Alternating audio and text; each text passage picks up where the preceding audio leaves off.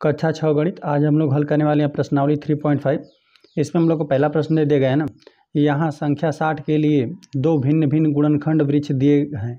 यहाँ पे देख रहे हैं कि ए में कर इस प्रकार से दे दिया गया और बी में करके यहाँ पे दे दिया गया है ना। संख्या 60 के दोनों गुणनखंड लिखे गए हैं, इनमें अज्ञात संख्याएँ लिखिए।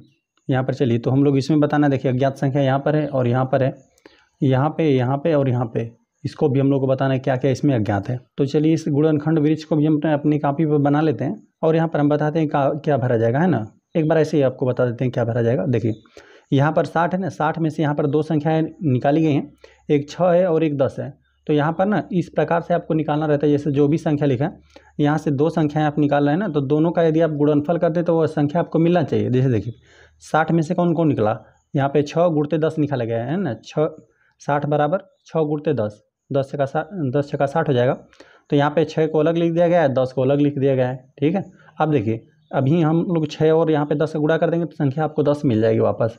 उसी प्रकार यहाँ पर 2 में हम लोग क्या संख्या गुणा कर देंगे ताकि यह संख्या हमें प्राप्त हो जाए, ठीक है। जैसे 6 में से ही हमने 2 यहाँ पे निकाल दिया, तो यहाँ पे क्या कौन संख्या होगी, वो संख्या हो जाएगा 3, ताकि आप इन दोनों संख्याओं का गुणा कर दें तो यह संख्या आपको मिलना चाहिए, है ना।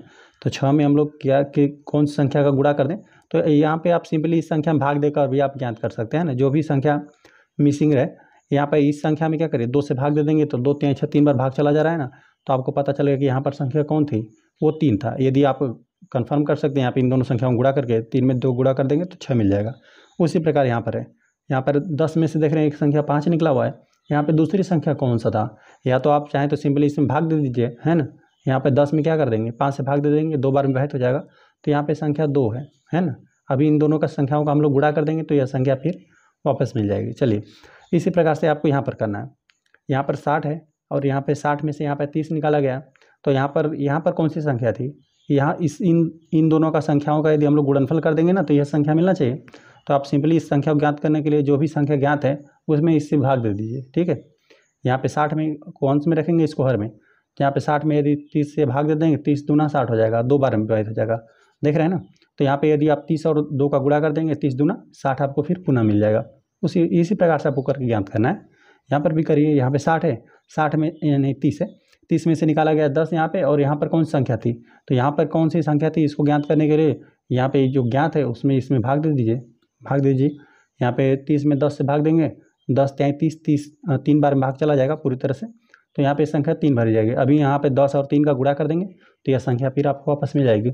उसी प्रकार से यहाँ पे 10 लिखा गया है, यहाँ पर 2 संख्याएँ आपको भरना है तो भर दीजिए। 10 में यहाँ पे दोनों संख्याएँ आपको अज्ञात है, तो यहाँ पे 5 दूना 10 होता है, तो एक में आप 5 भर दीजिए, एक में 2 भर दीजिए, या यहाँ पर 2 या यहाँ पर 5, ठीक है। 5 में 2 का गुणा करेंगे तभी आपको 10 मिलेगा, तो यहाँ पर लिख देते हैं। चलिए 2 लिख देते हैं, यहाँ पर लिख देते हैं 5 हम लोग भर देंगे, इन दोनों संख्याओं का गुणा कर देंगे तो यह वाली संख्या आपको मिल जाएगी। चलिए यहाँ पर पहला हम लोग यहाँ पे गुणनखंड वृक्ष बनाकर यहाँ पर जो भरना है और यहाँ पर भरना है, इन दोनों को हम लोग नोट कर लेते हैं, लिख देते हैं। हम लोग हल करने वाले हैं पहले वाले प्रश्न को, पहले में भी हम लोग ए हल करेंगे, है ना।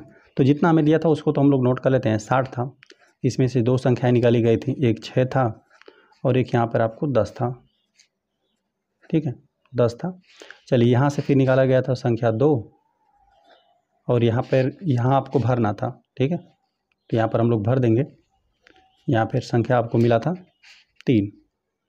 3 में 2 का गुणा कर दिया जाएगा तो आपको 6 पुनः वापस मिल जाएगा। चलिए यहाँ पर 5 तो दिया था आपको, है ना, लेकिन यहाँ पर आपको पूछा था कि यहाँ पर कौन सी संख्या है, तो यहाँ पर संख्या भरी गई 2, 5 का 2 में गुणा कर देंगे 10 हो गया, तो यहाँ पर ए वाला हो गया। चलिए बी वाले को भी हम लोग इसी प्रकार से नोट कर देते हैं। चलिए बी वाले प्रश्न में हम लोग को यही दिया गया था गुणनखंड वृक्ष, तो यहाँ पे 60 था, यहाँ पे 30 था, तो यहाँ पे 30 दूना 30 का 2 में गुणा कर देंगे 60 हो जाएगा। उसी प्रकार से यहाँ से 30 में निकला हुआ है, 10 में हम लोग किस संख्या गुणा कर देंगे, यहाँ पे 30 हो जाए, 10 में 3 का गुणा कर दीजिए, 10 या 30 हो जाएगा। चलिए यहाँ पर करना था तो यहाँ पर एक में 5 भर दीजिए, एक में 2, 5 दूना 10 हो जाएगा, एक में हम लोग 5 भर देते हैं, एक में 2 भर देते हैं। आ जाते हैं प्रश्न नंबर 2 पे। प्रश्न नंबर 2 दे दिया गया ना, एक भाज्य संख्या के अभाज्य गुणनखंडों में किन गुणनखंडों को सम्मिलित नहीं किया जाता है। देखिए पहले भाज्य और अभाज्य संख्या तो हमने पहले ही आपको बताया था, आप एक बार हम यहाँ पे लिख भी देते हैं भाज्य संख्या क्या होता है और अभाज्य संख्या क्या होता है। देखिए लिखते हैं भाज्य, क्योंकि इन्हें आवश्यकता पड़ेगी हमें, लिख देते हैं भाज्य संख्या क्या होती है और यहाँ पे लिख देते हैं अभाज्य संख्या है।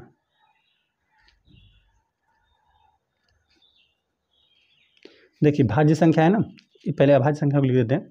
वे संख्या, कोई भी संख्या रहेगा, यदि उसमें सिर्फ एक और स्वयं उस संख्या से भाग जाता है ना, तो वो सब होती हैं अभाज्य संख्या। वे संख्या जो सिर्फ एक से और स्वयं से विभाजित हो, वो होती हैं अभाज्य संख्या। तो एक को ना ही भाज्य में सम्मिलित किया जाता है, ना ही अभाज्य में। एक को ना ही भाज्य में सम्मिलित किया जाता है भाज्य संख्याओं में, ना ही अभाज्य संख्याओं में संख्या एक को। और दो होता है एक अभाज्य संख्या। अभाज्य संख्या यहाँ पे दो है ना, इसको केवल भाग देंगे तो सिर्फ एक से विभाजित होगा और स्वयं से, तो यह हो गया अभाज्य संख्या। 3 भी होता है अभाज्य संख्या, इसमें केवल एक से भाग जाएगा और यहाँ पे 3 से भाग जाएगा। लेकिन 4 होता है भाज्य संख्या, है ना, पहली भाज्य संख्या यही होती है, भाज्य संख्या पहला यही होता है 4। 4 में एक और 4 के अलावा, है ना, एक से तो भाग चला जाएगा कोई भी संख्या रहे, और 4 से भी भाग चला जाएगा स्वयं में, इसमें भाग चला जाएगा, लेकिन इसके अलावा 2 भी इसको विभाजित कर देगा, है ना, 2 दूना 4, तो ये हो गया भाज्य संख्या। चलिए 3 हो गया, 4 हो गया, फिर 5 इसमें रहता है ना, 5 केवल 5 में भाग देंगे केवल 1 से जाएगा और 5 से जाएगा, और 6 रहता है इसमें, 7 रहता है इसमें, 8 इसमें रहता है, 9 इसमें भी रहता है, और 10 11 इसमें रहता है, 12 इसमें रहता है भाज्य संख्या में, और यहाँ पे 12 के बाद 13 इसमें रहता है। ठीक है, यहाँ पर जितनी संख्या लिखी गई हैं, एक और स्वयं के अलावा किसी और भी संख्या से उसे विभाजित किया जा सकता है इन संख्याओं को, और अभाज्य संख्याएं सिर्फ स्वयं से विभाजित होती हैं। 13 हो गया, फिर इसमें रहेगा 14, 15, 16, 17 इसमें रहता है, 18 इसमें रहता है ना, 19 इसमें रहता है। इसी प्रकार से रहेगा, आपको इसके आगे भी आपको भाज्य और अभाज्य संख्याएं मिलती चली जाएंगी। ठीक है, तो भाज्य और अभाज्य संख्या को हमने समझ लिया। अब देखिए यहाँ प्रश्न पे आते हैं। प्रश्न हमें दे देगा ना कि एक भाज्य संख्या है कि अभाज्य गुणनखंडों में किन किन गुणनखंडों को हम लोग सम्मिलित नहीं कर सकते हैं। जैसे हम कोई भी संख्या, भाज्य संख्या का मतलब इनमें से कोई ले लीजिए, इनमें से किसी भी संख्या के आप गुणनखंड लिख लीजिए, है ना। तो चलिए हम लोग संख्या 18 के लिख देते हैं, 18 के गुणनखंड। ठीक है, 18 संख्या 18 के हमने गुणनखंड लिख दिया। तो चलिए इस संख्या को कौन कौन सी संख्या विभाजित कर देंगे। गुणनखंड का मतलब यही होता है कि यहाँ पे जो भी संख्या आपने लिख दिया, जिस संख्या गुणनखंड आप ज्ञात करना चाहते हैं, तो इस संख्या कौन कौन सी संख्याएं, कौन कौन सी संख्याओं से हम लोग इस संख्या में भाग देंगे तो इस संख्या को पूरी तरह से विभाजित कर देगा। देखिए एक तो एक से आप कोई भी संख्या रहे, एक से भाग देंगे तो इसको पूरी तरह से विभाजित कर देगा। 2 से 20 में भाग चला जाएगा।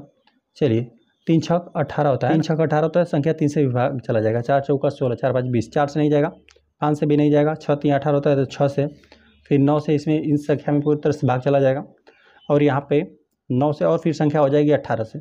उदाहरण के लिए हमने एक संख्या ले लिया और इसके सभी गुणनखंडों को हमने लिख दिया। तो यहाँ पे इसके गुणनखंडों को लिखने के बाद ना देखिए किस किस को हम लोग यहाँ पे अभाज्य संख्याओं में किन किन को हम लोग ले सकते हैं। देखिए एक को तो लेंगे नहीं, क्यों नहीं लेंगे, हमने बताया कि ना एक भाज्य में आता है ना ही अभाज्य में आता है, लेकिन यहाँ पे गुणनखंड तो ये सबका बनेगा, लेकिन हम लोग को देखिए अभाज्य संख्या हमने यही लिखा है, इनमें से किस किस को आप ले सकते हैं। एक को तो आप लेंगे नहीं, एक को नहीं लेंगे, और देखिए 2 को भी ले लेंगे, 3 को भी, क्योंकि ये सब होती हैं अभाज्य संख्या। 6 को भी नहीं ले सकते, है ना, और 6 को इस हम लोग नहीं लेंगे। क्यों नहीं लेंगे, क्योंकि ये होता है 6 भाज्य संख्या में आता है ना। भाज्य संख्या वालों को तो इसी तरह से छोड़ दीजिए, क्योंकि अभी 9 भी इसमें आता है, तो भाज्य संख्याओं को तो इसी प्रकार से छोड़ना पड़ेगा, क्योंकि हमें सिर्फ अभाज्य संख्याएं लेनी है। तो भाज्य वाले को इसी प्रकार से आप छोड़ दीजिए। और देखिए संख्या 1 को भी नहीं लेंगे, और स्वयं 18 को भी, जिस संख्या से आप भाग दे रहे हैं, संख्या 18 को भी नहीं लेंगे, क्योंकि यहाँ पर भी एक भाज्य संख्या है। ये हमें प्रश्न में भी बोला हुआ है। ठीक है, प्रश्न में देखिए हम लोग को पहले ही बोला है कि भाज्य संख्या कि हमने इस प्रकार से गुणनखंड लिखे।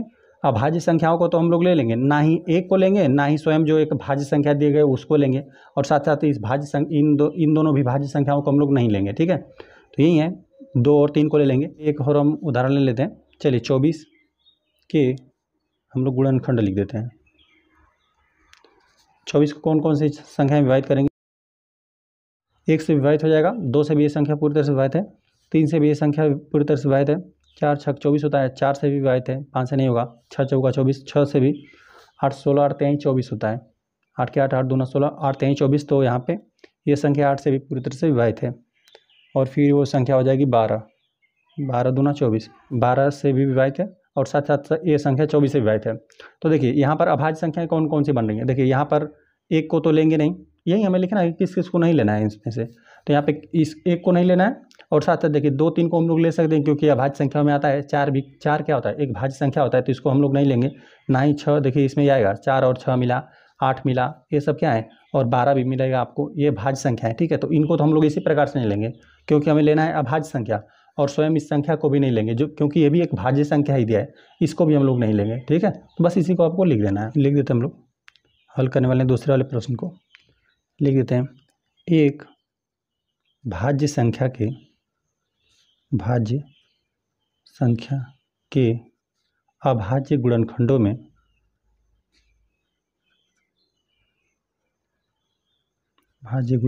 में किस किस को सम्मिलित नहीं किया जाता, ये हमें बताना था। एक और स्वयं लिखते हैं, स्वयं उस संख्या को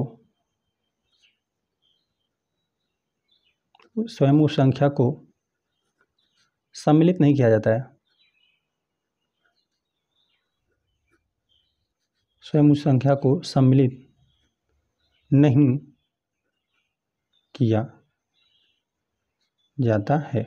हमने आपको करके भी दिखाया। उदाहरण के लिए जैसे हमने 18 से ले लिया था, तो यहाँ पे हमने इसके सभी गुणनखंड हमने लिख दिए। तो संख्या इसमें 1 को भी नहीं लेंगे, 2 और 3 तो हो जाएगा अभाज्य संख्या, लेकिन यहाँ पर ये 6 और 9 क्या था, भाज्य संख्या था, तो इसे हम लोग इसी तरह से नहीं लेंगे, है ना, क्योंकि यहाँ पे हम लोग को यहाँ पे अभाज्य संख्याओं में कर लेना था। तो यहाँ पर 6 और 9 क्या था, इसमें से मतलब इसमें से जो भी आ गया, यहाँ पर आप गुणनखंड लिखे हुए हैं ना, जैसे कोई भी संख्या लिख दिए, उसके आपने सभी गुणनखंड लिख दिया। तो जो इसमें से मिल रहा है, ठीक है, एक को भी छोड़ देंगे और जो इसमें से मिल रहा है उसी को सिर्फ हम लोग लेंगे, ठीक है, सबको छोड़ दीजिए, बस इसमें से जो मिल रहा है वही होता है अभाज्य गुणनखंड। चाहे आप जितने भी इसमें से गुणनखंड लिख दिए, मान लेते हमने 18 के सभी गुणनखंड लिख दिए, तो यहाँ पर जब भी अभाज्य गुणनखंड लिखा जाएगा ना, तो सिर्फ 2 और 3 को लिया जाएगा, ठीक है। उसी प्रकार से यदि 24 के सभी गुणनखंड लिखे गए ना, तो यहाँ पे अभाज्य संख्याएं इसमें से हम लेनी है। 24 के गुणनखंड में से सभी यहाँ पर अभाज्य संख्याएं लेनी रहेगी, तो हम लोग किसको लेंगे, 2 को लेंगे, 3 को लेंगे, बस सिर्फ 2 और 3 को लिया जाएगा, यही है अभाज्य संख्या, ठीक है। यही हमने लिख दिया कि एक भाज्य संख्या के अभाज्य गुणनखंडों में एक और स्वयं उस संख्या को सम्मिलित नहीं किया जाता है। चलिए, हो गया। हल करने वाले हम लोग तीसरे वाले प्रश्न को। तीसरा प्रश्न दे देगा ना, 4 अंकों की सबसे बड़ी संख्या लिखिए और उसे अभाज्य गुणनखंडों के रूप में व्यक्त कीजिए। 4 अंकों की सबसे बड़ी संख्या मतलब 9 से 4 अंकों की संख्या बना दीजिए, सबसे बड़ी संख्या बन जाएगी, और फिर दिया उसे अभाज्य गुणनखंड के रूप में व्यक्त कीजिए। लिखते हैं हल तीसरे वाले प्रश्न को। 4 अंकों की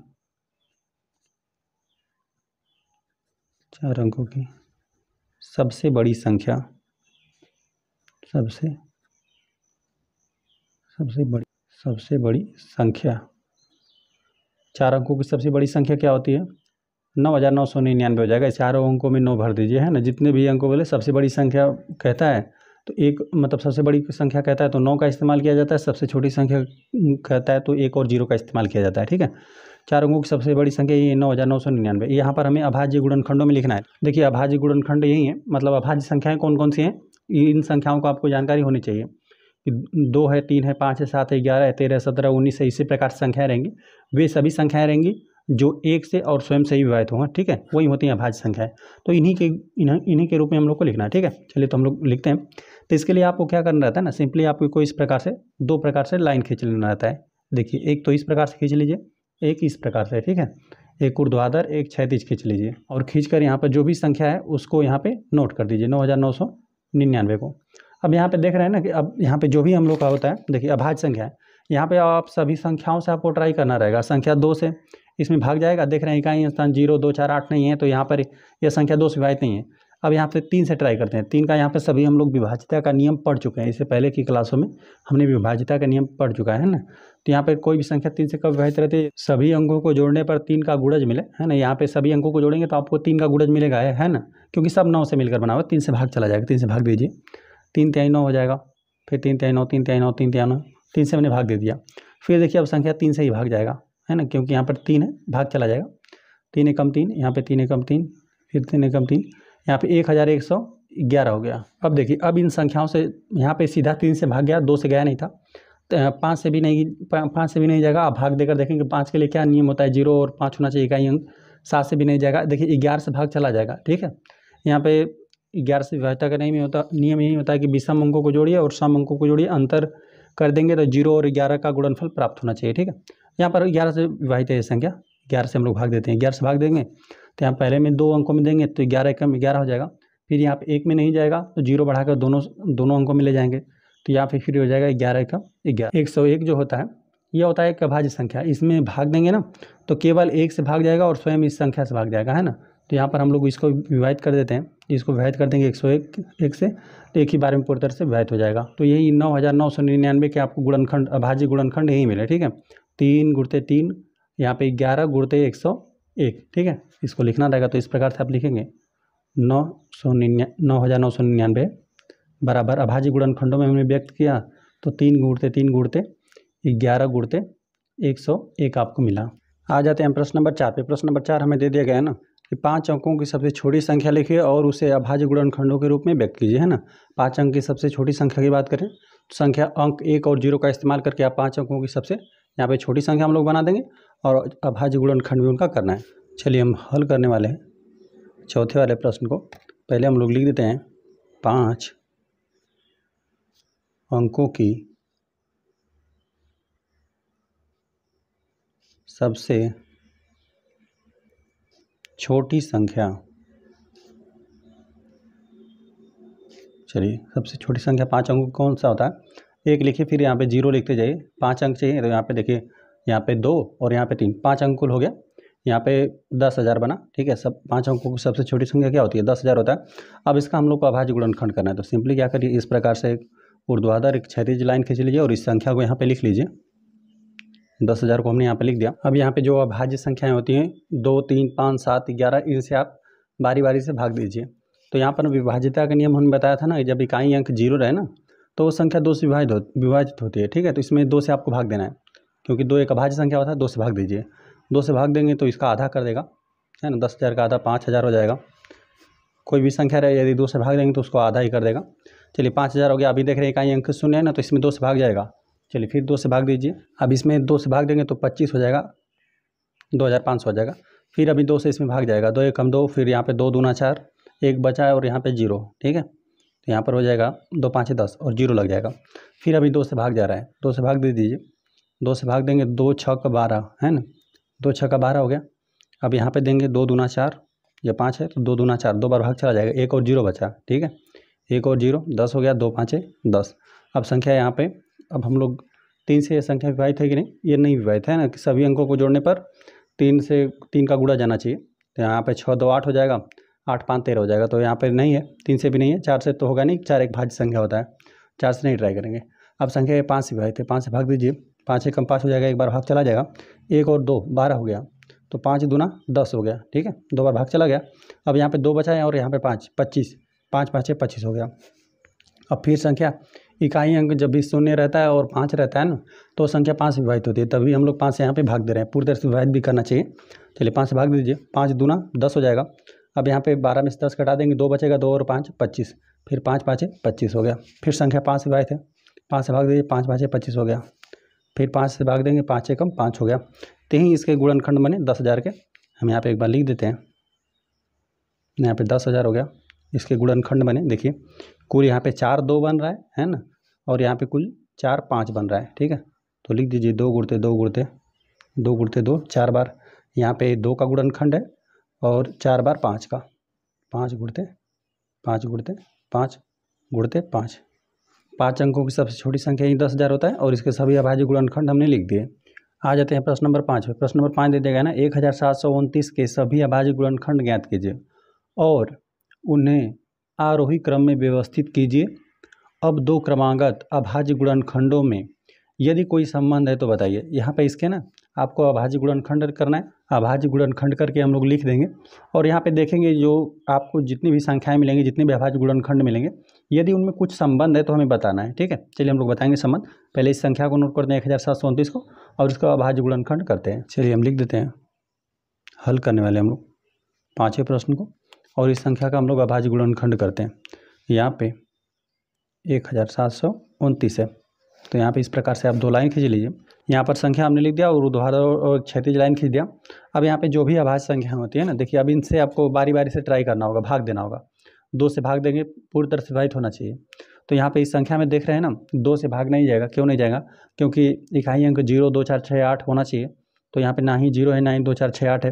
3 के लिए क्या होना चाहिए? सभी अंकों का योगफल 3 का गुणज होना चाहिए। तो यहाँ पर जोड़िए, 7 2 9 हो जाएगा, 9 9 18, 1 19 हो जाएगा, है ना।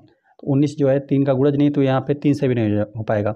5 है, 5 से भाग देंगे तो इकाई अंक 0 या फिर 5 होना चाहिए। तो इस प्रकार से ना ही 0 है, ना ही 5 है। फिर आप 7 से ट्राई करेंगे तो यहाँ पे यह 7 से पूरी तरह से संख्या विभाजित हो जाएगा, ठीक है।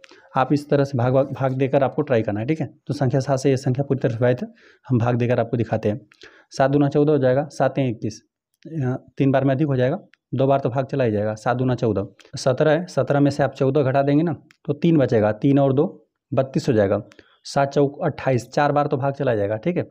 7 चौक 28, 7 पाँच 35, अधिक हो जाएगा। यहाँ पर 32 है तो 7 चौक 28 हो गया। यहाँ पर है 32, 32 में से हमने घटाया 28, 7 चौक 28 घटाया ना तो 32 में से 28 घटा देंगे तो 4 बचेगा, 4 और 9 49 हो गया। 7 का पहाड़ा 7 बार पढ़ेंगे, 7 7 49 होता है, ठीक है। 7 7 49 होता है। आप इसको भाग देकर भी देख सकते हैं। इतनी बार में जो भी यहाँ पे 1729 संख्या लिखी है 7 7 से भाग देंगे तो यहाँ पे 247 के बारे में पूरी तरह से विभाजित है, ठीक है। अब यहाँ पे यह संख्या 7 से विभाजित नहीं है। अब यहाँ पे आप ट्राई करते जाएंगे इस प्रकार से 11 से भाग देकर चेक करिएगा। अब यहाँ पे यह संख्या सीधा 13 से विभाजित है ना, तो यहाँ पर हम लोग भाग देते हैं तो यहाँ पे 13 एकम 13 एक बार में विभाजित है। 24 में से आप जब 13 घटा देंगे तो 11 बचेगा, ठीक है। 11 हो जाएगा और यहाँ पे 7 है, 117 हो गया। तो 13 नवा होता है 117, ठीक है। अब ये संख्या 19 से सीधा विभाजित है, 19 से कम 19 हो गया। तो यहाँ पर जो है 1729 संख्या है, इसका जो अभाज्य गुणनखंड लिखे गए ना तो यहाँ पे 7 गुणते 13 गुणते यहाँ पर आपको 19 मिला, ठीक है। ये संख्या मिली। अब इसमें पूछा है कि कुछ संबंध मिल रहा है क्या। संबंध मतलब यहाँ पर कोई संख्या जोड़ दें या घटा दें तो मतलब कैसे इस संख्या को पाएंगे, फिर उसी नियम से आपको इस भी संख्या को प्राप्त करना होगा, है ना। तो 13 में यदि ना आप 6 जोड़ दें ना, 13 में यदि 6 जोड़ दे तो आप मतलब यहाँ पे 7 में यदि आप 6 जोड़ दें ना तो 13 हो जाएगा, ठीक है। देखिए 7 में धन 6 यदि आप कर दें तो वह 13 हो जाएगा, और 13 में भी आप धन 6 कर देंगे ना तो आपको 19 प्राप्त हो जाएगा, ठीक है। तो यहाँ पे जो भी यहाँ पे 1729 के यहाँ पे, और इसे हमने आरोही क्रम में लिखा हुआ है ना, बढ़ते क्रम में लिखा हुआ है, ठीक है। यहाँ पर 7 है, फिर 13 है, 19 है ना। ये नहीं कि संख्याओं को इधर उधर नहीं लिखना है, आपको आरोही क्रम में लिखना है, बढ़ते क्रम में। संख्या सबसे छोटी संख्या को फिर उसके बाद इस प्रकार से मतलब इसे फिर बड़ी संख्या, फिर इससे बड़ी संख्या, इस प्रकार से लिखते हैं। तो ये होता है आरोही क्रम। तो यहाँ पर संबंध ही बताना था, इनमें कुछ संबंध है। तो हाँ, जाहिर सी बात है कि यहाँ पर जो पहला यहाँ पर अभाज्य गुणनखंड था इसमें 6 जोड़ा गया तो दूसरा अभाज्य गुणनखंड मिला, फिर उसमें 6 जोड़ा गया तो तीसरा आपको अभाज्य गुणनखंड मिला। और यहाँ पर यह सेम रूप से दोनों में होना चाहिए, ठीक है। जो नियम यहाँ पर लग रहा है वह नियम यहाँ पर भी लगना चाहिए, है ना, कि यहाँ ऐसा नहीं कि यहाँ पर कुछ और नियम लग रहा है, यहाँ पर कुछ और, तो यहाँ पे कोई संबंध नहीं हो पाता। यहाँ पे +6 करने पर आपको आगे मिल रहा है। तो मतलब इसको हम लोग बताएंगे किस प्रकार से।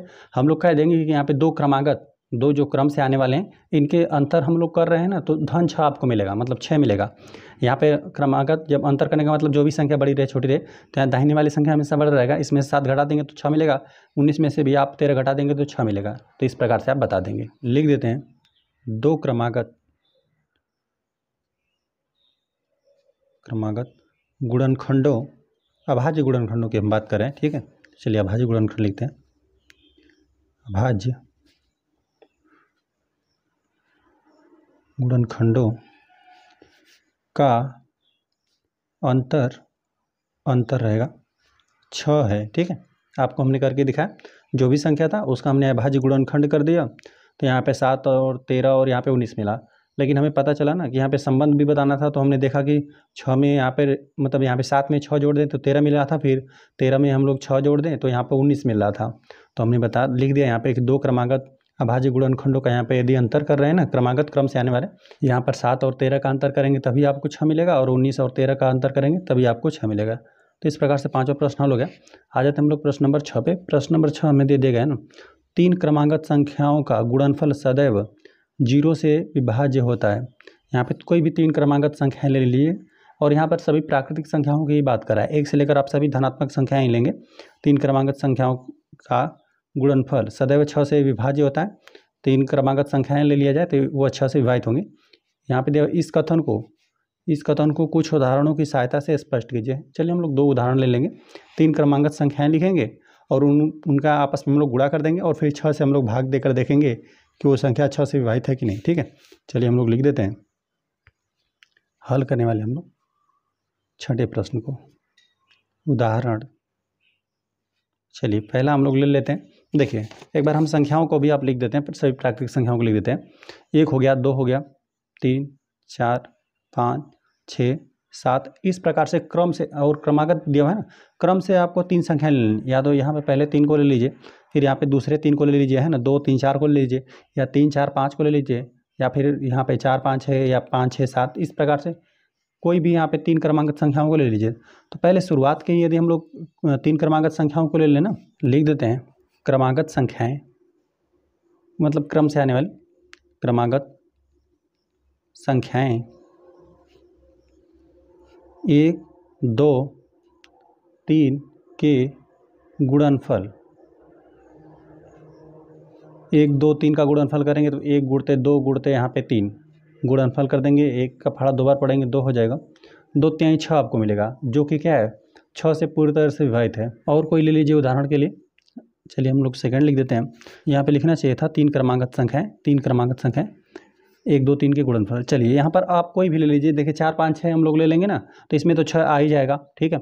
यदि यहाँ पर 3, 4, 5 की बात करें, यहाँ पर हमने छोटे एग्जाम्पल लिए हैं, आप चाहें तो बड़े भी एग्जाम्पल ले सकते हैं। देखिए और 3, 4 यहाँ पे यदि 3, 4, 5 को लेंगे तभी भी, चलिए इसको भी हम लोग करके देखते हैं। 3 क्रमांकित संख्याएं 4, यहाँ पे 3, 4, 5 की हम बात कर रहे थे ना, 3, 4, 5 के गुणनफल करिए।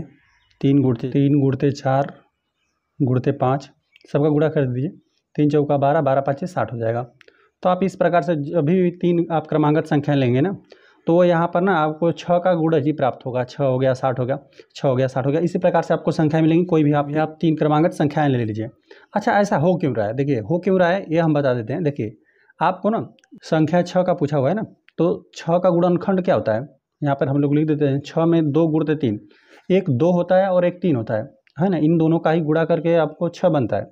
तो यहाँ पर जब भी आप 3 क्रमांकित संख्याएं ले रहे हैं ना, तो जैसे देखिए, तो यहाँ पर तो 2 के लिए ना देखेंगे आपकी हमेशा एक संख्या बाद आपको सम ही संख्या मिले। देखिए यहाँ पे 2 के बाद 4 6 में 4 है सम, ठीक है, 2 के बाद 4 सम है, फिर 6 सम है, फिर इसी के बाद आपको 8 मिल जाएगा, फिर 9 है, फिर 10 है, ठीक है। तो 8 के बाद 10, इस प्रकार से आपको सम संख्या मिल जा रहा है ना। एक एक संख्या के बाद आपको सम संख्या मिल जा रहा है, यहाँ से आपको 2 प्राप्त हो जा रहा है। और देखिए 3 के लिए क्या हो रहा है ना, जैसे देखिए पहली, दूसरी, तीसरी संख्या क्या है, यहाँ पर यह 3 का गुणज आपको प्राप्त हो रहा है। देखिए यहाँ पर यह मिला, फिर यहाँ पर आपको गुणज मिल रहा है, फिर आपको यहाँ पर गुणज मिल रहा है, इसी प्रकार से हो रहा है। इसमें जब आप 3 लगातार आप संख्याएं क्रमांकित संख्याएं ले रहे हैं ना, तो उसमें आपको एक 2 भी मिल जा रहा है और एक 3 भी मिल जा रहा है। जैसे देखिए यहाँ पर हमने इतना ही सिर्फ ले लिया ना, तो इसमें एक सम संख्या 2 मिल गया और एक 3 मिल जा रहा है, और बस इनका गुणनफल 6 हो जा रहा है। और यदि मान लेते हैं हम इतना ले रहे हैं, ठीक है, यहाँ से 2 3, यदि हम 4 ले रहे हैं, तो एक यहीं से 2 मिल गया, यहीं से 3 मिल गया, ठीक है। अभी तो इसमें भी चाहिए होता 2 मिल जाता, लेकिन या फिर आप यहाँ से भी 2 ले सकते हैं, 2 गुणते यहाँ पे 3 हो जाएगा। यहाँ से यदि इतनी संख्या आप ले रहे हैं तो यहाँ पे 3 हो गया, यहाँ से आप 2 ले रहे हैं, 3 दूना 6 हो जा रहा है, तो यहाँ पे 6 से ये संख्या विभाजित हो रही है। कोई भी आप 3 क्रमांकित संख्या ले रहे हैं ना, तो एक यहाँ पे सम संख्या आपको मिल जा रहा है और एक आपको 3 का गुणज मिल जा रहा है, इसीलिए गुणा होकर बार बार क्या हो जा रहा है, 6 से संख्या विभाजित हो जा रही है। कोई भी 3 क्रमांकित संख्याएं लेंगे आप, तो वह 6 से विभाजित होगा ही होगा। और यहाँ पर 2 उदाहरण लेकर भी हमने देखा, ठीक है। अतः यहाँ पे लिख देते हैं, अतः 3 क्रमांकित संख्याएं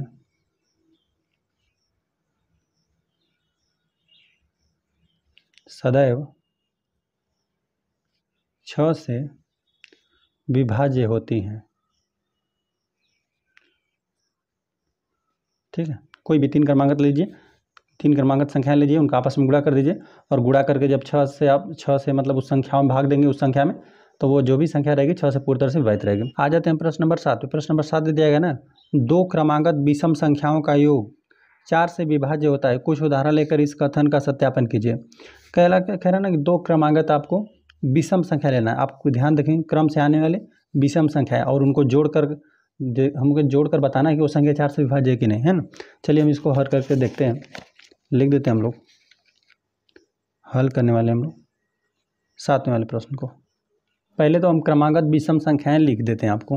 देखिए लिख देते हैं, क्रमागत विषम संख्याएं। देखिए क्रमागत विषम संख्याएं कौन कौन होगा, देखिए एक विषम संख्या में आता है, फिर 2 सम में संख्या में आता है, फिर हो जाएगा 3 विषम होगा, 4 जो होता है वो सम में आता है, और फिर 5 आता है विषम में, 6 विषम में आता है, और 7 हो गया, फिर 8 को छोड़ देंगे सम में आ जाएगा, फिर 9 को लेंगे, फिर 10, फिर 11 को, फिर 12, फिर 13 को इसमें ले लेंगे, फिर 14, 15 को इसमें ले लेंगे, ठीक है। इसी प्रकार से एक क्रमागत एक क्रम से आने वाला है। 1 के बाद कौन सी विषम संख्या मिलेगा, 3 के बाद कौन विषम संख्या 5, 5 के बाद कौन सी विषम संख्या 7। इसी प्रकार से आपको विषम संख्याएं मिलती जाएंगी। और अब हमें प्रश्न में दे दिया गया ना 2 क्रमागत विषम संख्या लेना है। सभी क्रमागत विषम संख्या हमने लिख दिया। अब इसमें से किसी भी 2 को आप उठा लीजिए, ठीक है। किसी भी 2 का मतलब नहीं, लगातार, मतलब यहाँ पे 1 को ले रहे हैं तो 1 3 ले लीजिए, 7 को ले रहे हैं तो 7 को 9 के साथ ले सकते हैं, या फिर यहाँ पे 5 7 ले सकते हैं, ठीक है। 11 यहाँ पे 13 ले लीजिए। इस प्रकार से किन्हीं भी 2 क्रमागत संख्याओं को जोड़िए, किसी भी क्रमागत 2 विषम संख्याओं को जोड़िए और वो देखेंगे कि आप 4 से विभाज्य ही होगा, ठीक है। चलिए हम उदाहरण के लिए कोई भी ले लीजिए, 2 उदाहरण हम लोग ले लेते हैं। शुरुआत में आप चाहें तो 1 और 3 को भी ले सकते हैं। देखिए 1 प्लस यहाँ पे 3, 1 और 3 क्या हो जाएगा, योगफल करेंगे तो 4 हो जाएगा। 4 से ये संख्या पूरी तरह से विभाज्य है। यदि 4 से हम लोग 4 में भाग देंगे तो एक बार में पूरी तरह से विभाज्य हो जाएगा। चलिए सेकंड उदाहरण हम लोग लेते हैं। कोई भी यहाँ पे 2 क्रम मतलब लगातार संख्याएं ले लीजिए। यहाँ पे चलिए 11 और यहाँ पर हम लोग 13 को ही ले लेते हैं। 11 और प्लस 13 को ले लीजिए, इनमें जोड़ देंगे तो यहाँ पे 4 हो जाएगा इकाई के अंक पे, ठीक है, 4 हो जाएगा और दाहिने के अंक पे 2 हो जाएगा। तो यह संख्या 4 6 24, 4 से हम लोग ना 24 में 4 से भाग देंगे तो 6 बार में पूरी तरह से विभाजित हो जाएगा। चलिए एक आधा और उदाहरण ले लीजिए। चलिए और 13 और 15 को ही ले लीजिए, 13 प्लस 15 को ले लीजिए, तो यहाँ पे जोड़ देंगे तो इकाई स्थान पे 8 हो जाएगा, इकाई के स्थान पर 5 3 8 हो जाएगा और दाहिने के स्थान पर 2 हो जाएगा, 28 हो जाएगा। तो 28 में भाग देंगे, यदि 4 से मतलब 4 से 28 में भाग देंगे तो 7 बार में पूरी तरह से इसको विभाजित कर देगा। तो इस प्रकार से जब हमने क्रमागत विषम संख्याओं को लिखा है तो यहाँ पे मतलब लगातार जो आने वाली 2 संख्याएं हैं, यहाँ पे 3 और 5 को भी ले सकते हैं, 8 हो जाएगा, जोड़ देंगे तो 8 भी क्या हो जाएगा, पूरी तरह से 4 से विभाजित हो जाएगा।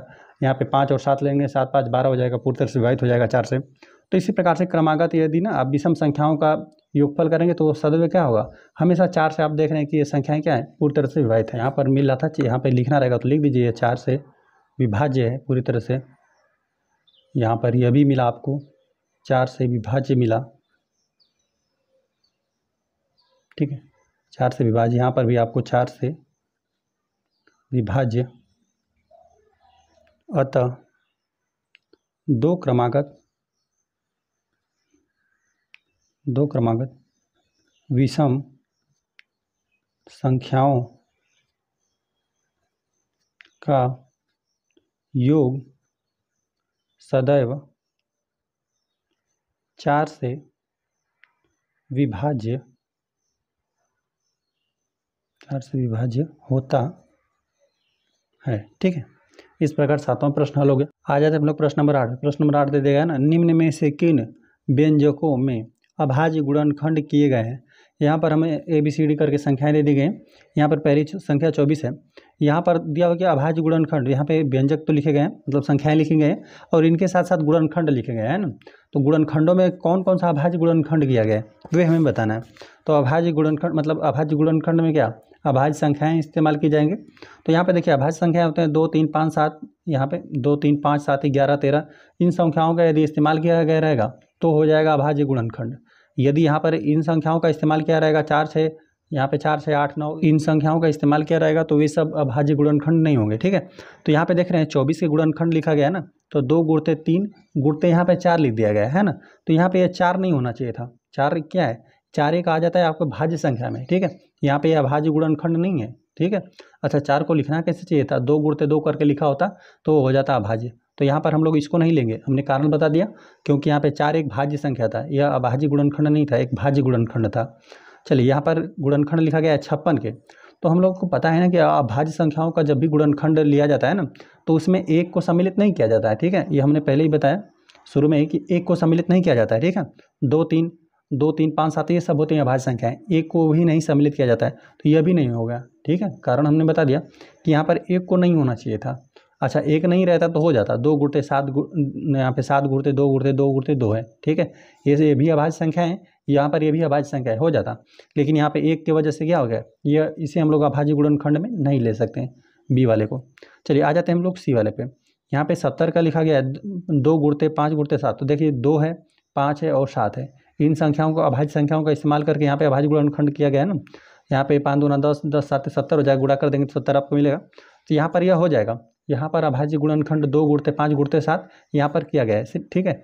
जब भी अभाज्य गुणनखंड किया जाएगा तो अभाज्य संख्याओं का इस्तेमाल से किया जाएगा, ठीक है। यहाँ पर यह 4 की वजह से नहीं बना और यहाँ पे 1 की वजह से नहीं बना, ठीक है। चलिए इसको हम लोग देखते हैं। तो यहाँ पे डी में है, यहाँ पे 54 को लिखा गया है ना 2 गुणते 3, 2 गुणते 3 है तो ठीक है, लेकिन यहाँ पर 9 दे दिया। 9 क्या है, एक भाज्य संख्या है, यह अभाज्य संख्या नहीं है। देखिए 9 आता है इसमें, ठीक है, जो गुणनखंड इसमें मिल जाएंगे ना वे सब अभाज्य गुणनखंड नहीं होंगे, ठीक है। तो यहाँ पर 9 को किस प्रकार से लिखना चाहिए था, 3 गुणते, यहाँ पे 3 का 2 बार इस्तेमाल करके लिख देता तो हो जाता अभाज्य गुणनखंड, लेकिन यहाँ पे 9 की वजह से यह नहीं बना, ठीक है। सिर्फ आपका एक यहाँ पे सिर्फ सी वाला ऑप्शन ही सही बन रहा है ना, यही इसी संख्या यहाँ पे 70 के जो गुणनखंड लिखे गए हैं ना, यहाँ पर इनका अभाज्य संख्याओं का इस्तेमाल करके किया गया है, ठीक है। तो यहाँ पर यह अभाज्य गुणनखंड बना। चलिए हम लोग लिख देते हैं, हल किए हम लोग 8 वाले प्रश्न को। तो इसमें जो सिर्फ संख्या सी था ना, जो 70 दिया था, 2 गुणते 5 गुणते 7, यहीं से ही बना था, तो यहाँ पर केवल सी बन जाएगा। आ जाते हैं हम लोग प्रश्न नंबर 9 पे। प्रश्न नंबर 9 दे दिया गया है ना, संख्या 18 2 और 3 दोनों से विभाज्य है। संख्या जो 18 है उसमें 2 से भी पूरी तरह से भाग दें, मतलब यहाँ पे 18 में 2 से भाग देंगे तो पूरी तरह से विभाजित कर देगा, और 3 से भी यहाँ पे संख्या 18 में भाग देंगे तो पूरी तरह से यहाँ पे 18 को 3 विभाजित कर देगा, से विभाज्य है। यह 2 गुणते 3 से भी विभाज्य है। जो संख्या 18 है ना, यहाँ पे 2 में 3 का गुणा कर दिया जाए, जिन जिन संख्याओं से विभाज्य था, यहाँ पे यदि इन संख्या का गुणा करके 6 प्राप्त कर लिया गया, 6 से भाग देंगे, 6 3 18, 3 बार में इस संख्या को पूरी तरह से 18 को यहाँ पे 6 विभाजित कर देगा। इसी प्रकार एक संख्या 4 और 6 दोनों से विभाज्य है। इसी प्रकार एक संख्या 4 और 6 दोनों से विभाज्य है ना, कोई संख्या की बात कर रहा है, संख्या भी नहीं दिया हुआ है, वह कह रहा है संख्या अलग अलग यदि 4 से भाग देंगे तो पूरी तरह से विभाजित हो जा रहा है, और 6 से भाग दे रहे हैं उस संख्या को तो पूरी तरह से 6 विभाजित कर दे रहा है। तो यार दोनों से विभाजित है। क्या हम कह सकते हैं कि वह संख्या 4 गुणते 6 बराबर यहाँ पे 24 से विभाज्य होगी? यदि नहीं तो अपने उत्तर की पुष्टि के लिए एक उदाहरण दीजिए, ठीक है। चलिए हम लोग लिख देते हैं, हल करने वाले हैं 9 वाले प्रश्न को। देखिए एक बात का यहाँ पर ध्यान देंगे ना कि जो भी यहाँ पे 18 संख्या है ना, यहाँ पे इसको अभाज्य गुणनखंडों से, मतलब अभाज्य संख्याओं से इसको विभाजित किया गया है, और फिर यहाँ पे उसके गुणनफल करके भाग दे दिया गया है, तो पूरी तरह से विभाजित है। लेकिन यहाँ पर देख रहे हैं ना कि जब 4 और 6 की बात किया गया है ना, तो यहाँ पर संख्या भाज्य संख्या है, यह भी भाज्य संख्या है, यह अभाज्य संख्या नहीं है, यह भाज्य संख्या है, यह भी भाज्य संख्या है, ठीक है। तो इसी के कारण यह नहीं हो पाएगा। देखिए हम किस प्रकार से हम करके आपको दिखाते हैं। माना वह संख्या, मान लेते हैं, माना वह संख्या 24, हम लोग मान लेते हैं 12 को ही मान लेते हैं, है ना। 12 क्या होता है, 4 से विभाजित होता है, 4 3 12, और यहाँ पे 6 दूना 12, ठीक है। यहाँ पे माना वह संख्या 12 है जो 4 और 6 दोनों से विभाज्य है, परंतु यह संख्या जो है, संख्या 12, यहाँ पे लिख देते हैं 4 गुणते 6, यही इसी से हमें पूछा था, 4 गुणते 6 बराबर यहाँ पे 24 से विभाज्य नहीं है। 12 में हम लोग 24 से भाग दें तो पूरी तरह से विभाजित नहीं करेगा, है ना। लिखते हैं यहाँ पे 4 गुणते 6 बराबर 24 से विभाज्य नहीं है। तो इस प्रकार से देखिए 9वां प्रश्न में हल हो गया। यहाँ पर अब अभाज्य संख्याओं का इस्तेमाल किया गया था, इसलिए इनके गुणनफल से विभाजित था। यहाँ पर अभाज्य संख्याओं का इस्तेमाल नहीं किया गया था, है ना, 4 और 6 का इस्तेमाल किया गया था, इसीलिए यहाँ पर नहीं बन पाया, है ना। इनका गुणनफल जो है 24 बना, 24 क्या है, और यहाँ पर एक हमने संख्या 12 ले लिया। 12 को देखिए अलग से 6, यहाँ पे 4 से भाग देंगे, 12 में तो पूरी तरह से विभाजित कर देगा 3 बार में, और यहाँ पे 12 को यदि 6 से विभाजित किया जाएगा तो 2 बार में पूरी तरह से विभाजित कर देगा। लेकिन जब इन दोनों का गुणनफल करके भाग देंगे तो एक भी बार भाग नहीं जाएगा, ठीक है। यहाँ पे 12 में यदि आप 24 से भाग देंगे तो जो 12 होता है ना, वो 24 से पूरी तरह से विभाज्य नहीं है, ठीक है। तो इस प्रकार से यह भी प्रश्न हल हो गया। आ जाते हैं हम लोग प्रश्न नंबर 10 पे। प्रश्न नंबर 10 दे दिया गया ना, मैं 4 भिन्न अभाज्य गुणनखंडों वाली सबसे छोटी संख्या हूँ, क्या आप मुझे ज्ञात कर सकते हैं? देखिए भिन्न अभाज्य गुणनखंडों वाली, और यहाँ पे दिया कि वाली सबसे छोटी संख्याओं का इस्तेमाल किया जाएगा। हम लोग लिख देते हैं, हल हम 10वां वाला प्रश्न करने वाले हैं। और देखिए सबसे छोटा अभाज्य संख्याएं होती कौन कौन सी हैं?